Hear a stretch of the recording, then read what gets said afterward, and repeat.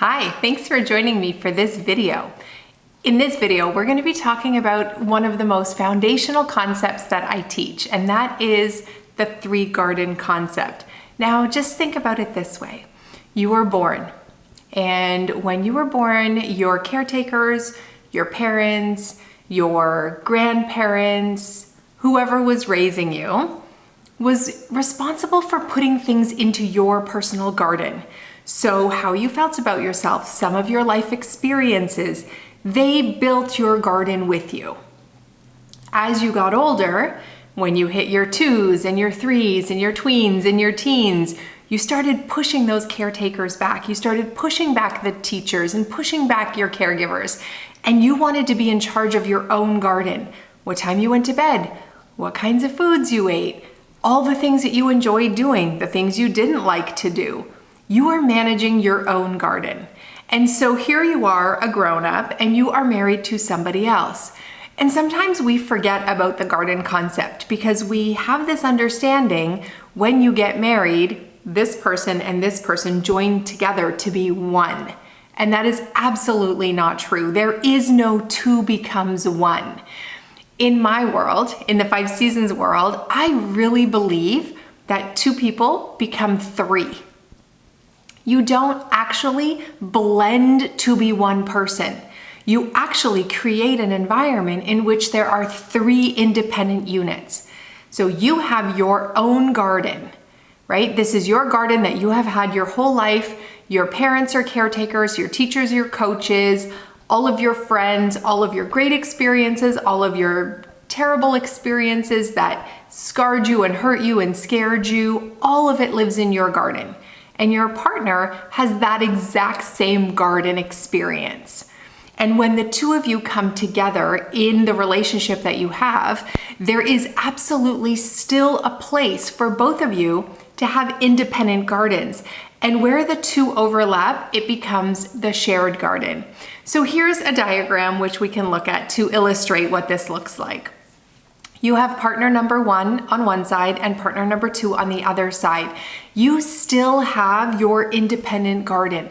Becoming part of a relationship should not mean that you give up all of who you were before you met your partner, because chances are they fell in love with you because of these amazing things you brought from your individual garden. Maybe it was a love of adventure. Maybe it was your wicked yoga skills or your trivia night, mastery. They fell in love with you because of these unique, wonderful, personal things that you brought to the relationship. You don't want to lose those parts of you, and frankly, your partner doesn't want you to lose those parts of you because that's part of your charm. That's why they were drawn to you, right? Is because of your unique packaging of all of your life experiences. But that also means that they get to keep their individual garden. So if they like hobbies and interests that are specific to them, they get to keep those and nurture those, right? And the shared space is where you come together and you collaboratively build this 3rd unit, this 3rd part of your relationship in the family garden called the shared garden. So when you have a shared garden, what kinds of things can go in there? Well, I think this is time for another exercise. So here we're gonna look at what are some of the things that live in your garden alone, right? So if you have a thought like, I'm going to stay at the gym and work out every night after work. So I'm going to stay at the gym for an extra hour every night, so I will get home an hour later. Does that live in your individual garden or in your shared garden? It's a trick question because it really lives in both, right? It straddles both of those. It's yours because that's your passion. It's your passion for fitness. It's your passion for your well-being. It's your physical strength that you're building. It is your heart healthy movements, your classes, your socialization. A gym experience can provide a lot of really great health benefits, both mentally, physically, socially, emotionally. It can regulate stress and help you burn off any of the heaviness of your day. But if you're coming home an hour later every day, that impacts your partner, right? So there is that shared experience of after work time that can actually impact the both of you.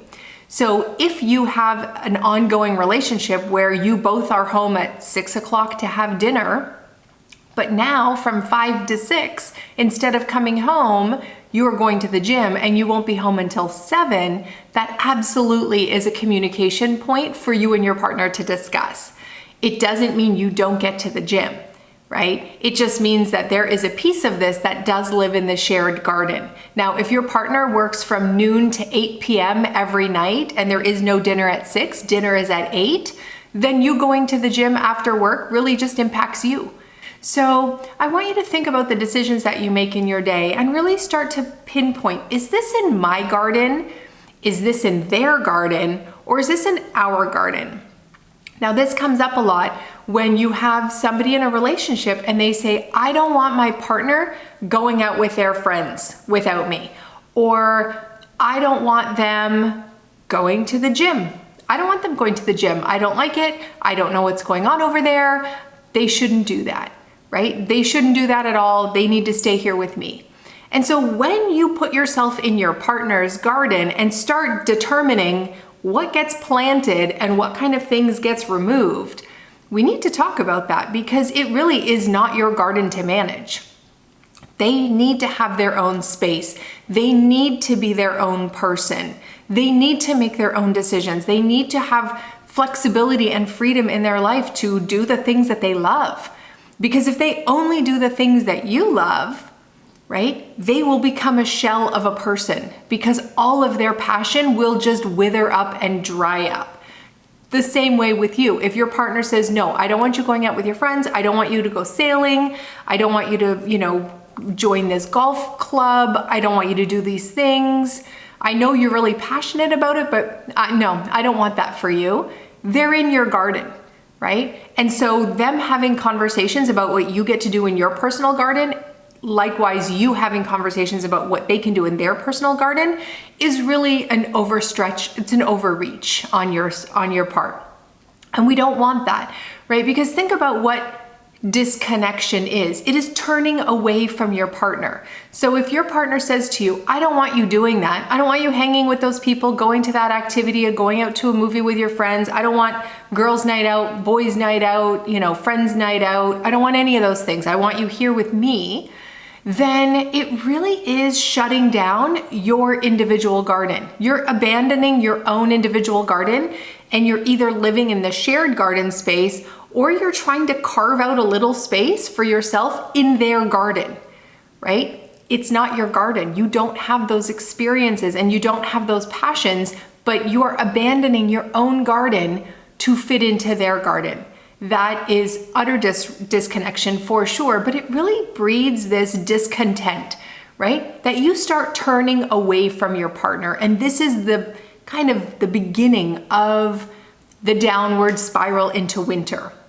So understanding with your partner that there are these 3 gardens and what that looks like for your relationship. Now, everybody's relationship is unique to them, of course, but the concept remains the same. So it's very important that we understand our next concept, which is boundaries. Because when you have strong boundaries in place, you understand the parameters of your garden. And if your partner steps into your garden and starts saying, I don't want you doing that, I don't want you wearing that, or being there, or having that friend, or taking that job, or working late, or they start getting into your garden, and you really want to explore that space on your own, you want to have autonomy and agency, you want to have freedom in your own garden to decide what fits you, what you want to accept, what you want to reject for your own self, but you can't because you don't have the mental space because someone else is already telling you all the things you need to do. We need to put some boundaries in place. And so on this slide, we have an example. Now, for example, what if your partner unexpectedly bought a boat without your knowledge? That's the example we're going to go with. So really, this is a situation in which this person felt disempowered, wronged, or resentful. Their partner unexpectedly bought a boat without their knowledge. The rule in their family is that they share in making financial decisions over $500. Now, In some cases, you actually know that rule beforehand. In some cases, you've already established that rule. And so if a partner goes out and spends more than $500, you're like, hey, we had this rule, right? In many cases, there has not been an established rule, right? People have a really hard time making rules in their relationship about these boundary ideas and these boundary parameters. In this case, we are going to talk as if the rule had been not set at all. So then a rule needs to be made, that any decision that impacts us financially over $500, we need to have a conversation about, because we have shared financial goals. We are working and saving towards buying a house or getting a dream vacation or retiring early or whatever your financial goals are. So we want to be in a place where we communicate when it's over $500. The expectation for them is that we discuss and agree before that money gets spent, because we really don't want someone going out and spending $8,000 without letting the other person know, right? There is no chance that that is going to go over well, because the other person is going to feel completely disempowered and resentful and very wronged that they had been making solid financial choices and including their partner in any purchases over $500, and all of a sudden a boat shows up in their house. The outcome is that you both want to control the when, what, why, and how of all the big purchases, right? So that there are equal settings, there are equal footings in terms of what's happening and what the relationship is kind of built on, right? It is that open communication and this trust that the other person isn't going to make this decision alone. Now, in boundary setting, there will always be times where people cross boundaries, and that's for two reasons. One, they didn't know about the boundary, and so they just said, I didn't know we had a rule. There was no actual rule that if we spend over $500, we needed to communicate with each other. But a second thing is the consequence is not clear. So they can say, you know what? She might be mad at me. He might be upset. They might be angry. They might be disappointed. But I'm going to take my chances, right? I'm going to take my chances because the consequence is not clear. And how bad could it get really? Like, what are they going to do? What is she going to do? What is he going to do? What are they going to do?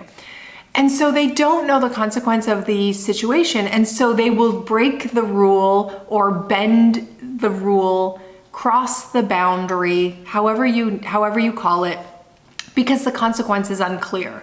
So when you're setting boundaries in a relationship, it's super critical that you state what the consequence is, right? And I do this a lot with my clients who are in relationships with people who have not had a lot of practice setting boundaries, especially those people, because they really don't know that there are consequences to actions. And they might just think, oh, she'll be mad at me for a day, it'll be fine, or they'll get over it after a week. Maybe not. We don't want to take those kinds of chances, because that kind of rupture in your relationship can have long-standing effect, because a super critical piece of your relationship has been fractured, and that's trust, right? If you had this spoken rule that, hey, if we're going to spend a lot of money, let's talk with each other, and then a boat shows up, there definitely can be broken trust there. So one of the things that we need to do is talk about what would the consequence be if somebody went away and anyways made those decisions to cross the boundary. So the 3 points that Simon Sinek, he's an author and a public speaker, and he studied this and said there are 3 components that you need to state when you are building a consequence in a boundary. And those things are to describe exactly how you feel, to say exactly what action of theirs impacted you, and then how their action impacted you. And he says it doesn't matter what order you put these 3 things in, but all 3 components are there. And if your partner still pushes back after you've stated this, Simon says to say it again. Not go into winter, not unleash some huge storm, just say it again. And so in this example with a partner who unexpectedly bought a boat and brought the boat home, The partner could say something like, "When you bought a boat without telling me, I felt irrelevant, like my opinion was worthless. In times like this, I don't see our partnership as open, honest, or trusting, and I don't see us as equals." So it really makes it very clear that there is hurt and there is disappointment, but there's also inequality happening. That one person made the decision to spend thousands of dollars on a boat and the other person wasn't even consulted, right? So there is very clearly an opportunity for the person who made the decision to cross the boundary to say, "Whoa, I didn't mean to make you feel irrelevant or worthless. I got really excited." Okay, so then let's have a plan when someone gets really excited that we still need to communicate with each other, because we were saving up for A, B, and C, and now all of our money went into a boat, and I don't want a boat. We've never discussed a boat. I don't want to have a boat. I don't want to pay for a boat. We don't have any access to water. So we would have to drive very far to get water to put the boat in the water. I mean, there's many things that could come up around this. But if you just came out lashing, "How dare you do this? How dare you destroy our family?" your partner is going to be like, "Hey, this has been my dream. I've always wanted a boat. Don't tell me I can't have it." And it becomes a values conflict. It becomes an attack, both like offensively and defensively on both sides. But when you use this kind of framework, it really takes a lot of that heat away, a lot of that pressure away. And it says, "This is what your action made me feel." And then they can start to understand, oh, that's why we had this rule that we don't spend over $500, because I don't want my partner to think that they are unequal or their opinion is worthless, right? I value them very much. So that's the disconnect. And you can stay in the conversation instead of going into that darker place of where you would go if you didn't have a framework for boundary conversations. So in your workbook, of course, there will be a blank worksheet for you. And I want you to both think of a time in which you were disempowered, or you felt wronged or resentful about a decision your partner made that impacted you negatively or more deeply than you expected, right? Start understanding how boundaries get set in your relationship and who's better at setting boundaries. Sometimes one partner has really got it down pat, either because they've been setting boundaries their whole life and they have lots of experience, or they never got to set boundaries as a child. They grew up in a traumatic and chaotic environment, and they didn't have boundaries, and they never saw boundaries get set. And so they really became diligent as an adult to set firm boundaries. Somebody in the relationship probably sets boundaries a little bit better than the other person. Be open to this conversation. Because remember, go back to the 3 gardens section. There are absolutely opportunities for said partner to have boating, if that's their lifelong passion, be in their individual garden. And it would be delightful if it was in the shared garden that both partners could go and enjoy time on the boat.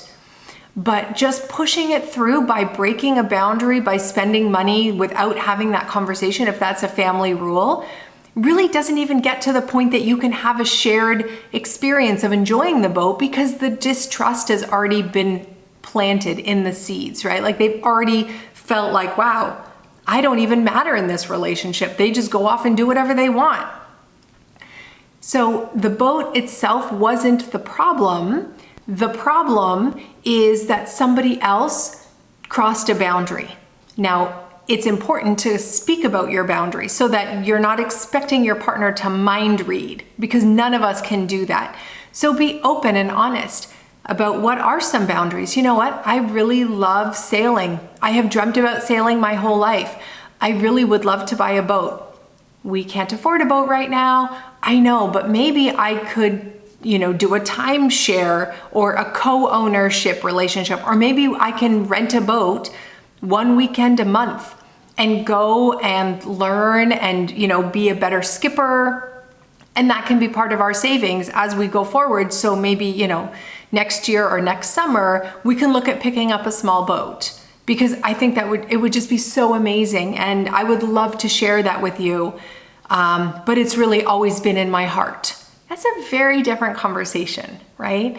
Because then you're including your partner and you're saying, I want you to be on the boat with me. Even if your partner doesn't want to be on the boat, you could say you can bring a book, or you can bring some music, or you can, do whatever. You can have a rest and you can just lie in the sun and enjoy yourself, and I'll do all the work. But I would love to share this with you. Then it becomes like, ooh, something we can look forward to, as opposed to a point of contention, right? So being very clear on where your boundaries lie and understanding, why do you have those boundaries, right? Why do you need rules in your relationship? You need rules so that things in your individual gardens can be protected and they can be nurtured on your time because they matter to you.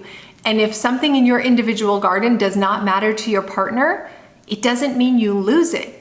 It means you carve out time in your life to nurture that thing, right? If you're a huge hiker and your partner does not like to be hiking up mountains, then that might be something you do early Saturday mornings, with a hiking group. And your partner then can pursue their passions and their hobbies at that time. So you're both off doing something that you love, and you come back together and you're just so full and happy, right? That's an ideal. It doesn't always work out that way, but through better communication and conversation and comprehension of what your partner is looking for, you can really start to integrate the shared garden, the individual garden, and the full family garden concept to your lives, and you can say, what's actually mine?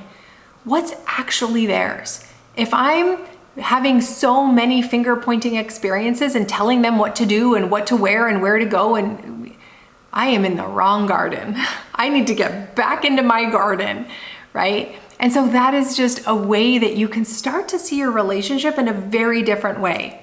So I hope that you continue to work on these exercises and really go through what does live in your individual garden, what lives in your shared garden, and what does not live in your garden at all. And then build some boundaries around those things. And that is a fantastic way to continue to build your bridge towards summer. Anyways, I will see you in the next video, everyone. Thank you for joining me, and take care. Bye.